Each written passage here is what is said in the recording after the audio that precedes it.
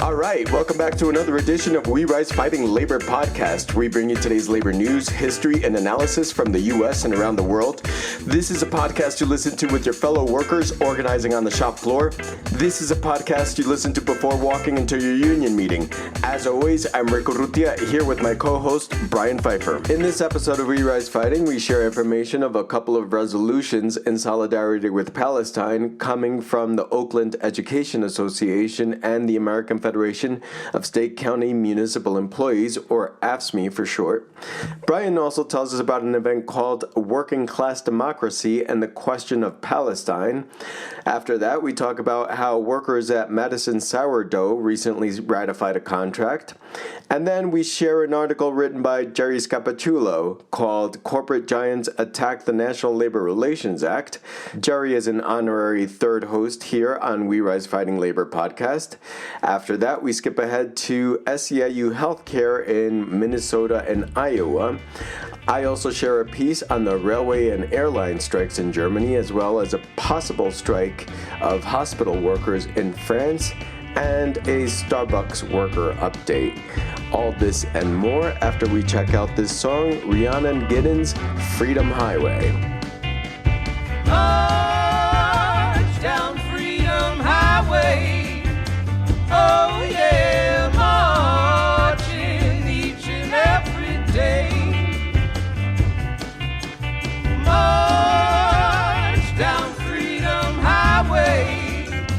Oh yeah, marching each and every day. Made up my mind that I won't turn around. Made up my mind that I won't turn around. There's just one thing I can't understand, my friend. Why some folks think freedom is not designed for all men. There are so many people living their lives perplexed, wondering in their mind what's gonna happen next. That's why we're gonna march down Freedom Highway. Oh yeah, marching each and every day. March down Freedom Highway. Oh yeah, marching each and every day. Made up my mind. Good evening, listeners. And again, we are reporting from laborforpalestine.net, where we find a variety of solidarity from unions and union members for Palestine. We have some updates as well from the U.S. Palestinian Community Network, with many organizations being in the streets for Palestine. And the U.S. Palestinian Community Network is connected to a variety of organizations in the Midwest and across the country. And this weekend, the USPCN helped organize 10,000 that marched in Chicago, and many, many other actions continue. More information is at the USPCN's Facebook page. Across the Midwest, Free Palestine actions continue with the uncommitted vote campaigns, demonstrations, disruptions, and other direct actions, municipal ceasefire resolutions, and more. Many union members and unions are at the forefront of these activities. Many International Women's Day events took up the struggle of Palestinian women against the U.S.-Israel genocidal apartheid. The next major action across the country will be an International Day of Action, hashtag Shut It Down for Palestine. That's hashtag Shut It Down for Palestine. To find an action in your area, see Shut It Down for the number Palestine.org. That's Shut It Down for the numeral Palestine.org. Next up is we are Green for Palestine, AFSCME members. We are Green for Palestine, a group of AFSCME rank and file members and staffers organizing nationally to demand that AFSCME support an immediate and permanent ceasefire in Gaza and call for an end to the ongoing genocidal occupation. This group put out a statement that says, in part, We stand in solidarity with Palestinian workers and disavow our union leadership's complicity in imperialism, apartheid, and genocide in Gaza. AFSCME's involvement in anti-war campaigns is nothing new. In the late 1960s, AFSCME President Jerry Worf heeded the rank and file's calls to oppose the Vietnam War. In 1984, AFSCME President Gerald McEntee was arrested for protesting the apartheid in South Africa outside the South African Embassy in Washington, D.C. In 1986 and 1990, AFSCME passed multiple resolutions condemning apartheid in South Africa. If you are an AFSCME member or staffer and want to get involved, fill out the interest form linked in the bio. Together, we can fight for an AFSCME that lives up to its legacy and stands on the right side of history. And more information for this is at the laborforpalestine.net page. And the eminent Dr. Robin D.G. Kelly on March 18th will host an online class webinar called Working Class Democracy and the Question of Palestine. This event will be in person and it will also be live streamed. If you would like to watch it online, please do not reserve a ticket. Instead, click on the link that is in the post at laborforpalestine.net. And the title of the talk again is Working Class Democracy and the Question of Palestine. And the description of the event states, recently the UAW made history by becoming the largest union in the country to call for a ceasefire in Gaza. And some of the divides that are happening in labor, Dr. Kelly will discuss. And he also notes in the description that a significant segment of its rank and file, the UAW, especially auto workers in Michigan, has a substantial Arab American membership, along with Black and other workers opposed to policies towards Israel. So again, if you're interested in that webinar, you can go to laborforpalestine.net and click on the link there. The Oakland Education Association has had many members leading pro-Palestinian events and discussions and direct actions, and they continue with a resolution, no endorsements for imperialist war. They end the statement by saying, therefore, be it resolved, the Oakland Education Association calls on NEA, the national affiliate, to revoke its endorsement of Joe Biden for president of the United States until his administration calls for a permanent ceasefire, stops providing military aid to Israel, calls on Israel to end its siege of Gaza, and withdraw its illegal settlements from the West Bank, demands that Israel complies with international law and universal principles of human rights. The resolution continues and ends with, therefore, be it resolved, the OEA, Oakland Education Association, shall add the following to its list of endorsement criteria for local and state elections.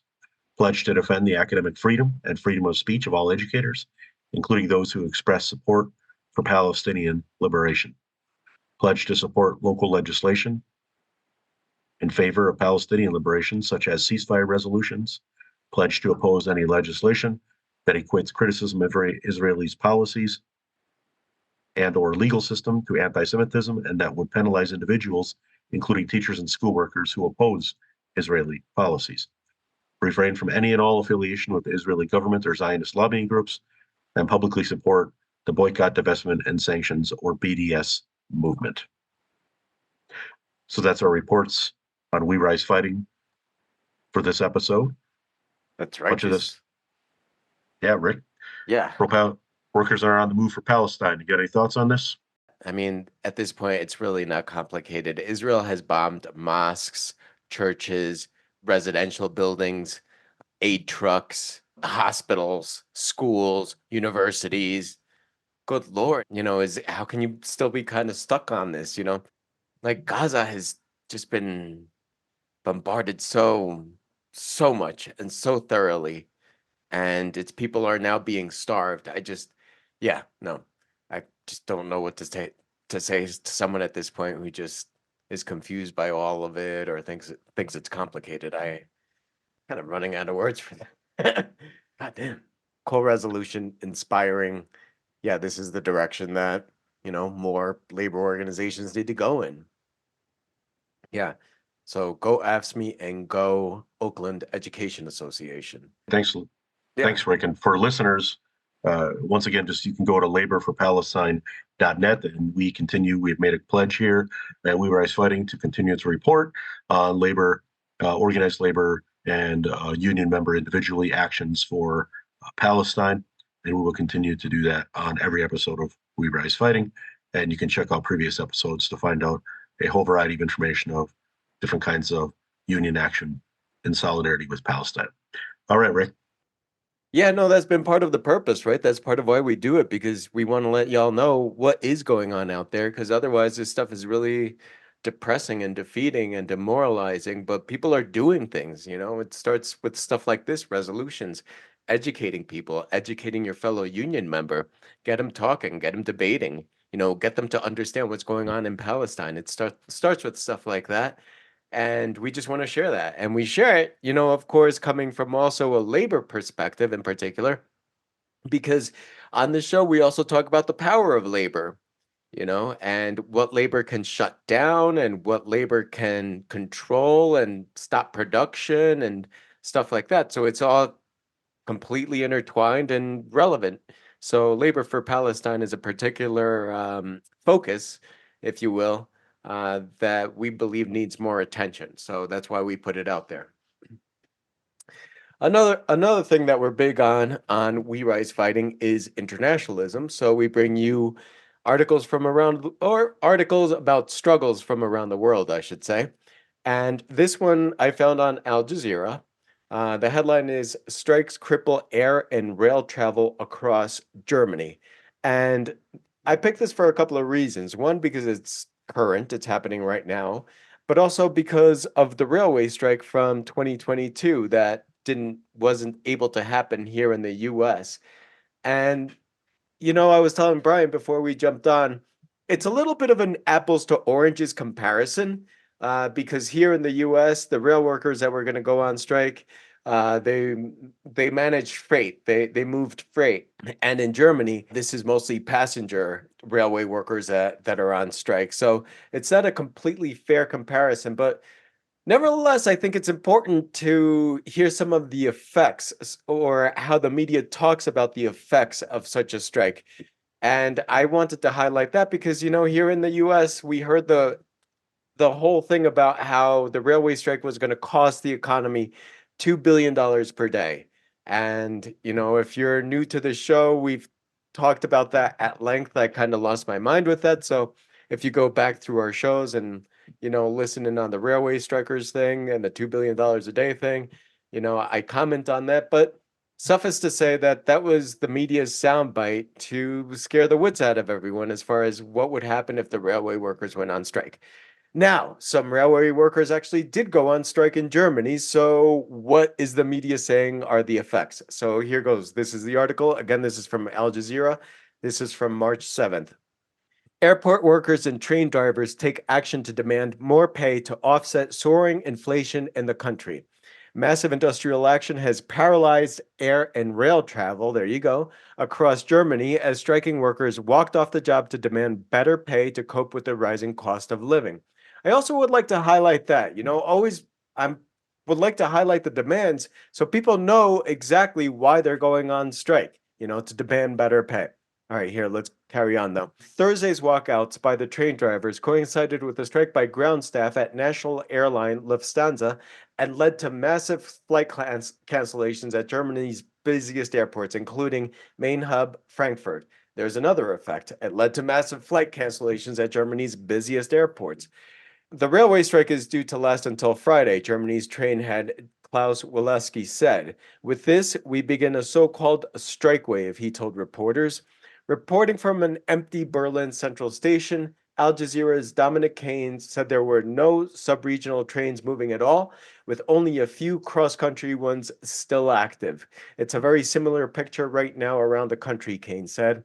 Overall, about 80% of all long-distance trains, as well as regional and commuter trains in the country, were canceled, leading to traffic jams in the streets and employees struggling to arrive on time for work. So those are the effects that the media reports, leading to traffic jams in the streets and employees struggling to arrive on time for work.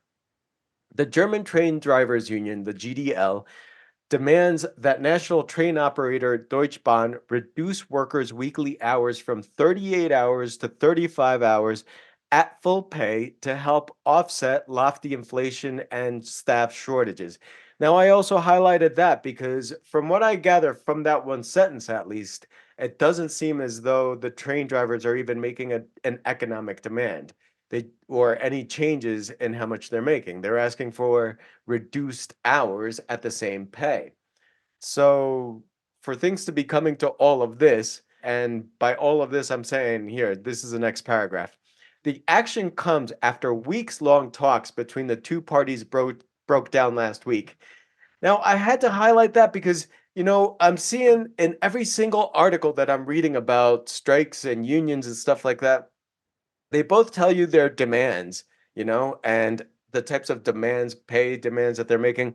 You usually see something like 10%, 12%, 25%, 30%, stuff like that. So I want people to note that, you don't really have union workers out there making $25 an hour coming to the bargaining table and be like, hey, I want to become a millionaire. Can you pay me $1 million an hour?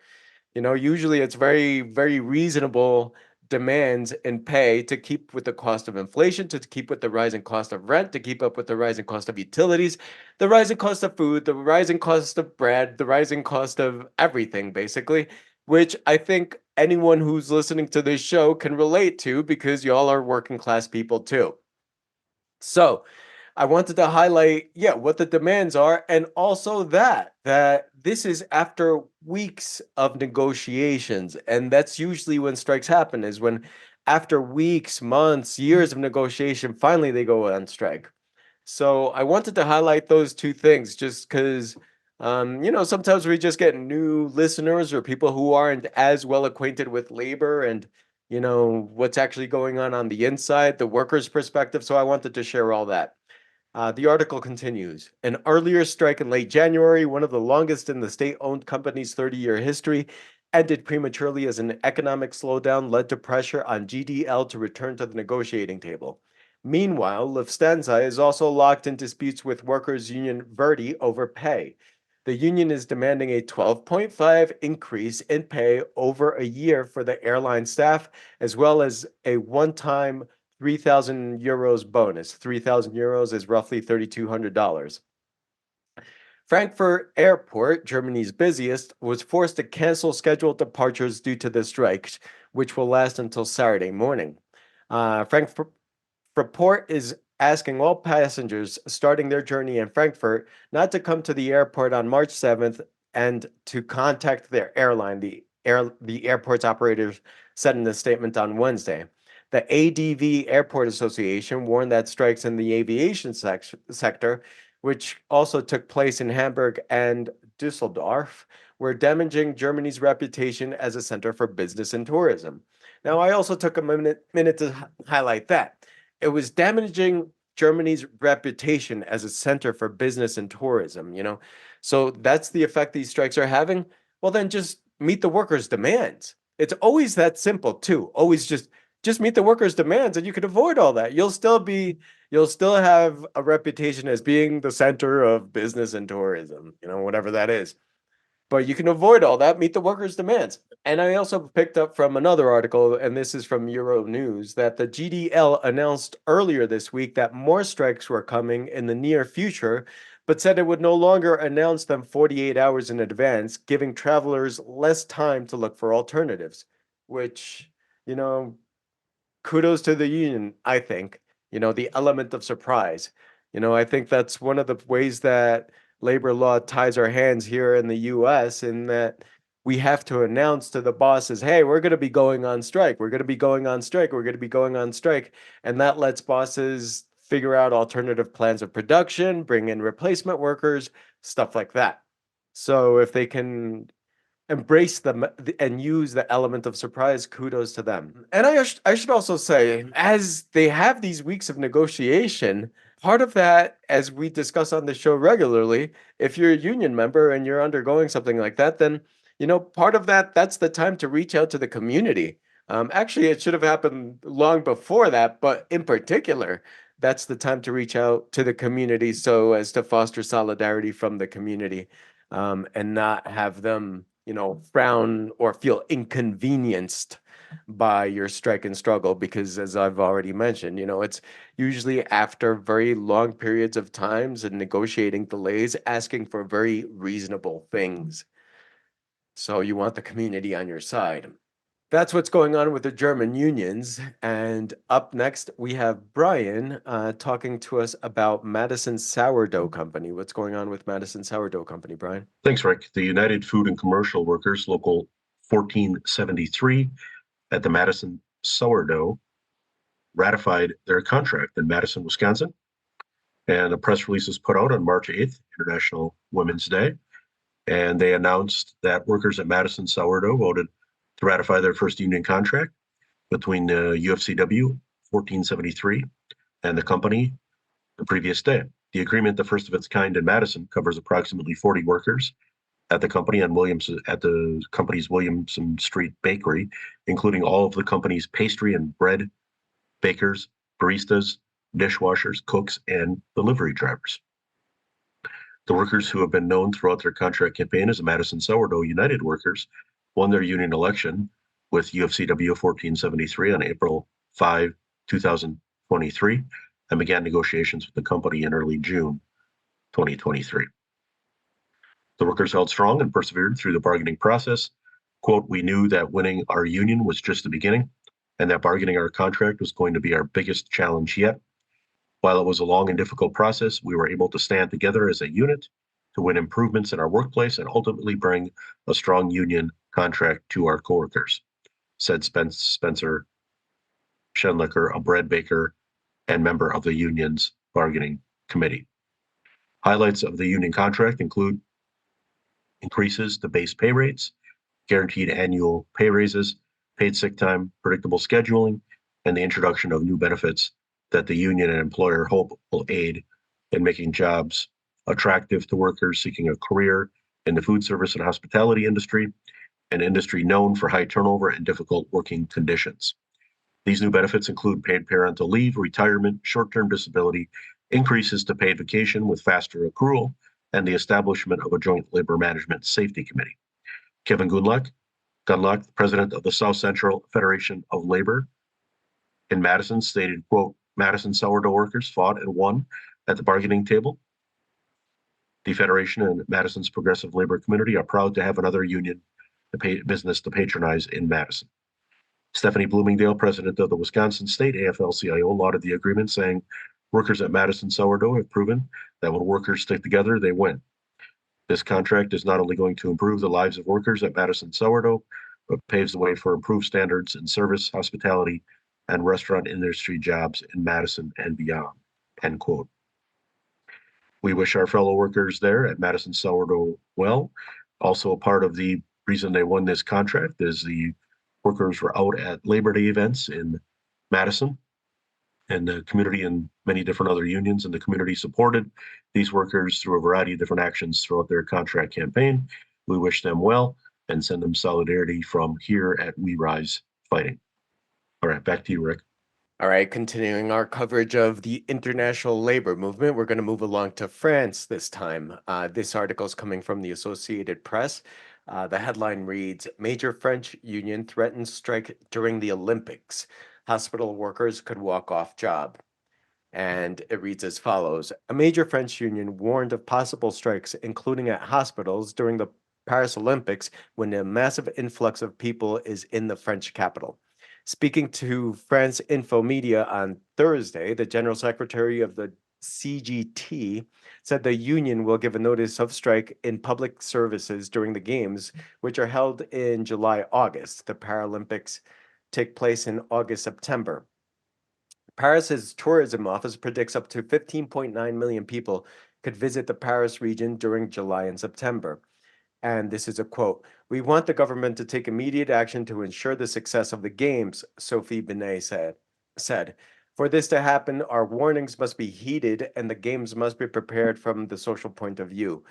We've been saying the same thing for months now and no one cares. It gets very tiresome." See, I highlighted that as well. Sometimes you can only keep people waiting so long. Like, how much time do corporations want, to think? How much time do they need to think and act when it comes to workers' rate, wages, and healthcare and stuff like that? So the article continues. The social situation in France remains tense amid protests from teachers, police officers, and farmers in recent weeks that followed huge demonstrations last year against the rise in retirement age.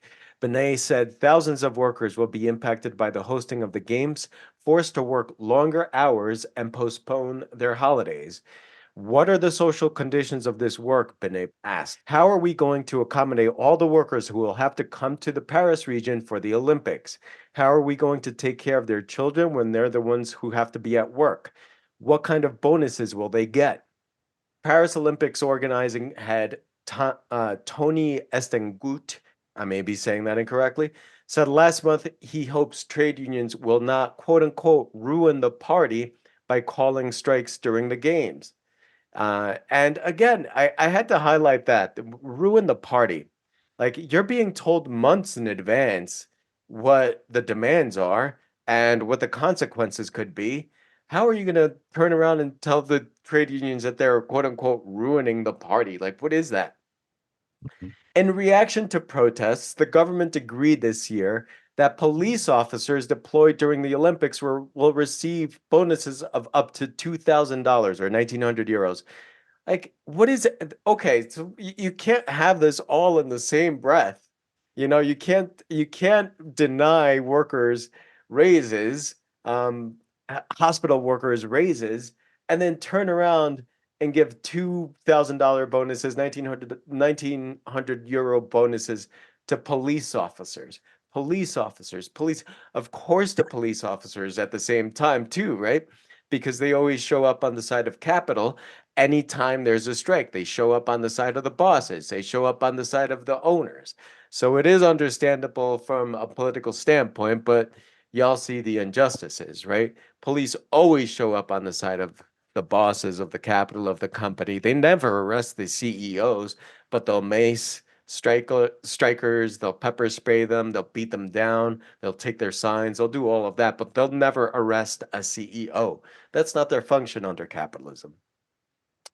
Asked specifically about the strikes in hospitals, Benet said it's urgent for the government to inject more funding into those located in the Paris region if France wants to be able to deal with the influx of visitors. The state of hospitals is catastrophic, she says. We are very, very, very, very worried about how it will be this summer. It won't be possible to blackmail staff once again by asking them to work more overtime and call into question their paid leave. They are exhausted and can't take it anymore. We need a recruitment plan. So the union, whether you like it or not, the union is putting out what is happening, what's building in this pressure cooker. So it's up to French officials, it's up to French hospital management to respond and meet the demands so as to avoid a strike during the Paralympics, which I think is well played, honestly, using the Olympics as a point of leverage, as a point of pressure. French health workers have for years demanded more hiring and better salaries in public hospitals. See that? For years, and that's their demand. Better salaries in public hospitals. Years of cost cuts left medics submerged when the COVID-19 pandemic hit. So there it is. It's always out there what the workers are demanding, and it's always wage increases that I think other working class people can or should be able to relate to. We're all living this, we're all seeing this. Prices going up, corporations making record profits, and some workers are actually starting to take a stand and make better demands and take that all the way out to the streets and go on strike. I think that we should be supportive of this. I think we should contribute to strike funds whenever possible, or take whatever course of action these striking workers ask of us. Try to do that, and that's part of what we try to report here on We Rise Fighting. Is what can you do? How can you be supportive to these striking workers? So, thank you always for listening. Now, back to Brian. Brian, you're going to talk about how some corporate giants are attacking the National Labor Relations Board. What's going on there? That's right, Rick. Our brother who helped us start Fighting Words, Jerry Scapitulo of Pride at Work in Eastern Massachusetts. He also has his articles published on Fighting Words, which is fighting-words.net. He wrote a very important article about the attacks on the NLRA, National Labor Relations Act.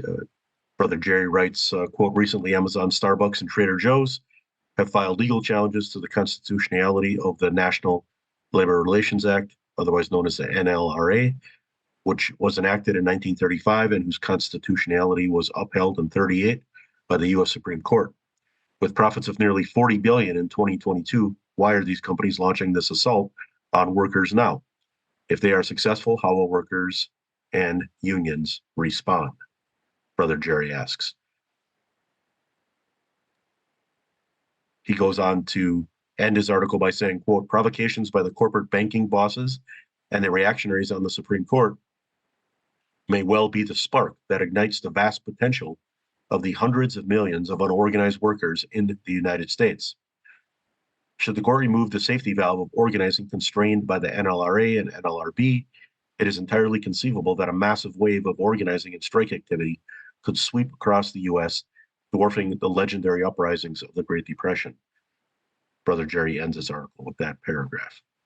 Now, Rick, we've talked on this show many times, and listeners, about how in the United States, sometimes, of course, we listen to the capitalist corporate media, and they flip things on their head. One of these is that we always try to correct here, We Rise Fighting, is that any parliamentary procedures or legal items that we win as the workers is won in direct action through strikes, the streets, etc. And Brother Rick here talked about the 1970 postal workers strike a few weeks back, and all of the activities that the laws that we see on the books to a great degree in the public sector across the country in the 1960s and 70s in particular was part of a massive social movement, from the women's movement winning Roe v. Wade in 1973 to the postal workers strike in 1970 to the Black Panthers to the American Indian movement to the Brown Berets.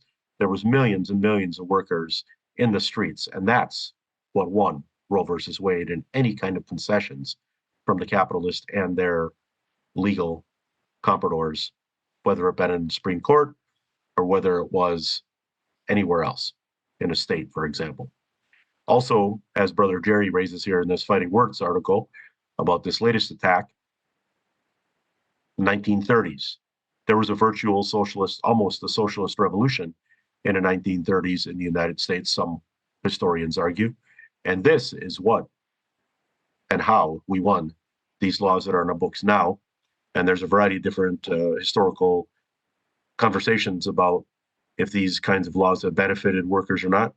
But nonetheless, it is absolutely true that the reason why they're even in place in the first place is because of activity by unions like the United Mine Workers, by the SEIU unions in the 30s, having general strikes, direct action strike, the general strikes of 1934, the Great Textile Strike, and the Teamster strike in Minneapolis in 1934, the Toledo Auto Light strike in Toledo, Ohio. By the way, the Minneapolis strike was a general strike, as was the forerunner of the ILWU on the West Coast in San Francisco and Oakland area.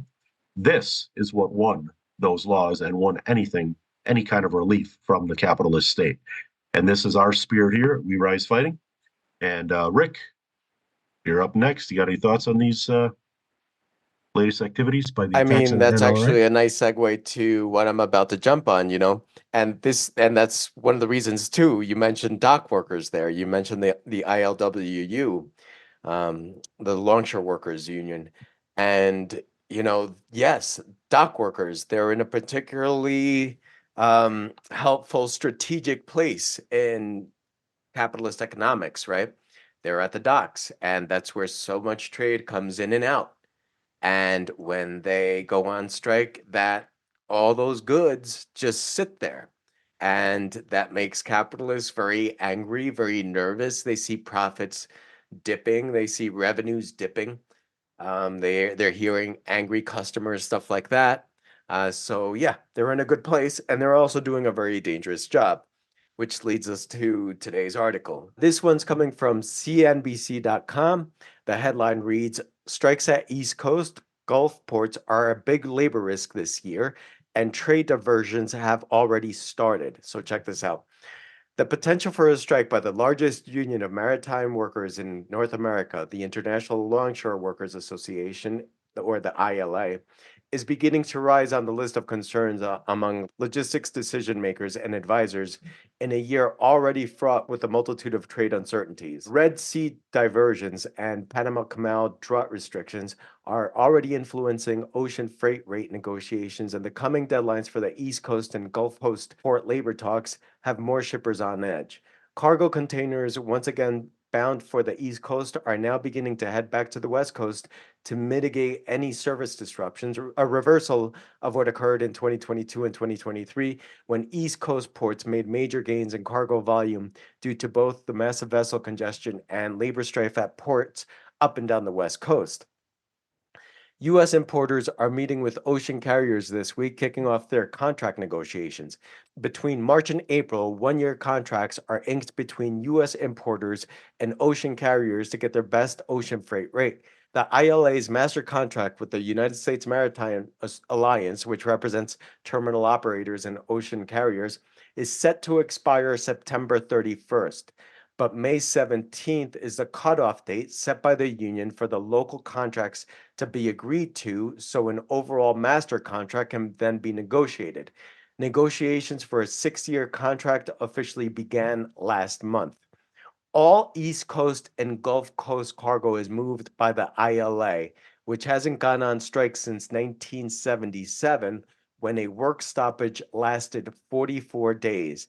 During the West Coast International Longshore and Workers Union, the ILWU contract negotiations between 2022 and 2023, freight processing was stalled after a series of intentional labor slowdowns and walk-offs. That's right.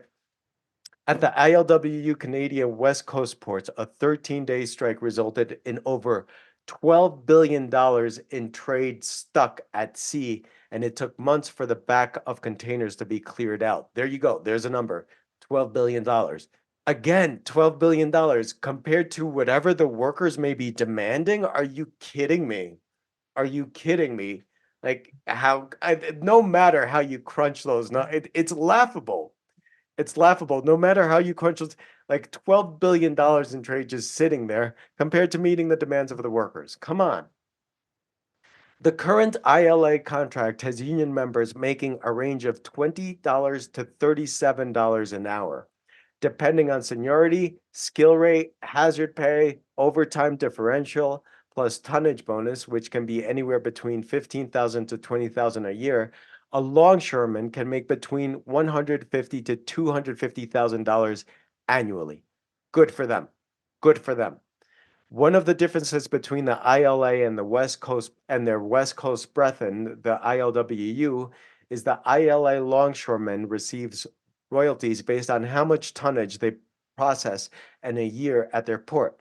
This compensation model makes it in the best interest of the ILA workers not to have cargo diverted, or their bonuses will decrease. On the West Coast, longshoremen accrue additional compensation based on man-hour assessments. Port insiders believe the ILA is targeting an increase larger than the 32% that was negotiated by the ILWU in its new 6-year contract. 32% was negotiated. I mean, that tells you the power of being in this position, of being on the docks. The ILA is also said to be looking to secure a generous bonus package. In July, the ILA leadership pointed to the Great Lakes District of the union, which secured a 40% increase in wages and benefits for its new 6-year contract. No definitive salary increase target has been made by the ILA. ILA International President Harold Daggett has said he wants a good economic deal for his members, which includes union opposition to port automation and exclusive port contracts for its members. During a speech before union members in July 2023, Daggett vowed the ILA would not take a backseat to anyone. And there's a quote where he says, "It's time for foreign companies like Maersk and MSC to realize that you need us as much as we need you," he said. I don't know about that "we need you" part, but fair. There, that's the quote. So that's what's ahead coming down the road. We will keep you updated on that. Up next, we have Brian once again talking about SEIU healthcare in Minnesota and Iowa. What's going on there, Brian? Thanks, Rick. Before I mention the SEIU Healthcare Minnesota and Iowa actions by the workers there, just mention that to some, the increases that you just mentioned, Rick, might sound a bit different for the United States. I appreciate your comment about that. Yes, good for them. Workers, we built everything, we deserve everything. And even at the generally higher rates of pay and wages for the dock workers, both on the East Coast and West Coast and in the Midwest and the South and the Gulf, that it's nothing compared to what the ship owners make and the millions of dollars that they rob from the workers' labor power. Furthermore, housing is also a significant issue, as we'll talk about here in a minute with the SEIU. Many of the major cities, of course, are on the East Coast and the West Coast and in the South. And of course, in Chicago, the Great Lakes, and housing costs have soared astronomically, and gentrification has taken place in almost every major city in the country. And these dock workers have to face that. So these wage rates, considering the cost that continue to go up for housing, as well as rates of inflation, what they're asking is actually quite minimal. And we send them our solidarity. No doubt. And you also want to be able to send your kids to school, stuff like that. The cost of universities these days? No, that sounds like a good working class job that lets you do that with greater ease than the typical worker who has to take out massive loans. So yeah, kudos to them. That's right, solidarity.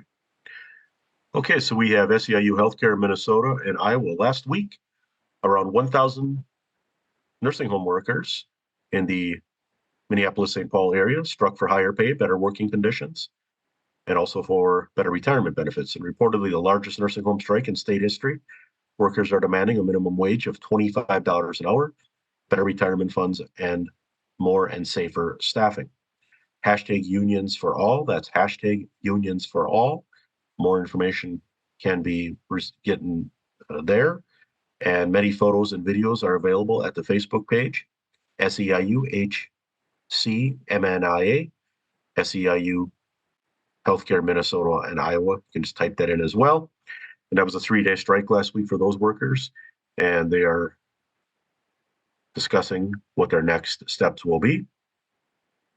And along with those nursing home workers, SEIU Local 26, janitors, and SEIU Local 284, school workers, all either went on ULP strikes last week or announced strike votes. So it's hot in Minnesota, springtime's coming, and the workers are on the move. We send them solidarity. I'm based in Wisconsin. We did have fellow workers in my union go there and support them last week, and that will continue because we, of course, believe in international worker solidarity. So we wish our friends and fellow workers in Minnesota well, and whatever you need, just give us a call. All right, solidarity from We Rise Fight. Rick? That's what's up. We're going to skip ahead now to Starbucks, and this is a press release from from workersunited.org. And you can visit their website at workersunited.org and specifically /Starbucks. So this is coming from there, and it kicks off like this. Workers United and Starbucks share a commitment to developing a productive relationship in the best interest of Starbucks partners.